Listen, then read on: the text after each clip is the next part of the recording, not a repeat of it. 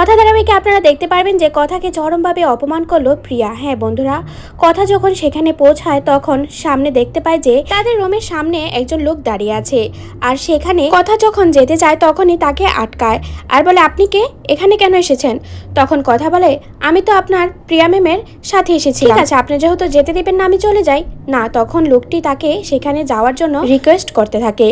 তারপর কথা যখন ভিতরে যায় তখন তো প্রিয়া কথাকে দেখে অনেক রেগে যায়। কথাকে বলে, যদি এই কথা বাড়ির কেউ জানে তাহলে সে সুইসাইড করবে। এটা শুনে তো কথা অবাক হয়ে যায়। তারপর দেখা যায় প্রিয়া সেখানে থাকা লোকজনকে ডেকে বলে কথাকে এক্ষুনি এখান থেকে বাহির করে দিতে। অন্যদিকে কথাকে বাড়িতে না পেয়ে কিন্তু এবি চিন্তা করতে শুরু করে আর বলে, সেই তো আমাকে বলে তাড়াতাড়ি ঘুমিয়ে পড়তে, আর সেই দেখো কতটা বাজে, এখনো ঘুমানোর সাথে কোনো নাম নেই। তারপরেই সেখানে কথা আসে।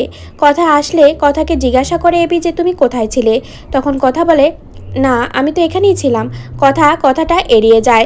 এবি বারবার জিজ্ঞাসা করে কোনো বিপদ হয়েছে, কথা না বলে। পরদিন দেখা যায় প্রিয়ার বিয়ে নিয়ে বাড়িতে আসে সবাই এবং কথাবার্তা বলে জানানো হয় যে বিয়েটা কালকেই দিতে হবে, না হয় সমস্যা হয়ে যাবে। তারপর বাড়ির সবাই রাজি হলেও এবি বলে এটা তো প্রিয়ার একটা ডিসিশনের ব্যাপার আছে। তখন প্রিয়ার হবু বর বলে, আচ্ছা তাহলে এখন বিয়েটা হলো, পরে না হয় প্রিয়া যখন যেতে চাইবে তখনই প্রিয়াকে নিয়ে যাব। একথা শুনে বাড়ির সবাই অনেক খুশি হয় এবং বলে, আচ্ছা তাহলে তাই হবে। কিন্তু কথা চিন্তা করতে থাকে প্রিয়ার কথা, প্রিয়া আসলে কি করতে যাচ্ছে এখন। অন্যদিকে প্রিয়া যখন জানতে পারে কালকেই তার বিয়ে, তখন তার বয়ফ্রেন্ডকে ফোন করে আর বলে তার বিয়ে কালকে, সে এখন কি করবে। তখন তার বয়ফ্রেন্ড বলে যে কালকে সে কফি হাউসের সামনে যেন থাকে আর সেখান থেকেই তাকে নিয়ে পালাবে তার বয়ফ্রেন্ড। আর এই সব কথা কিন্তু কথা শুনে ফেলে। তো বন্ধুরা, কেমন লাগছে কথা ধারাবাহিকটি তোমাদের কাছে? তোমাদের মূল্যবান মতামত কমেন্ট বক্সে কমেন্ট করে জানাও। ধন্যবাদ।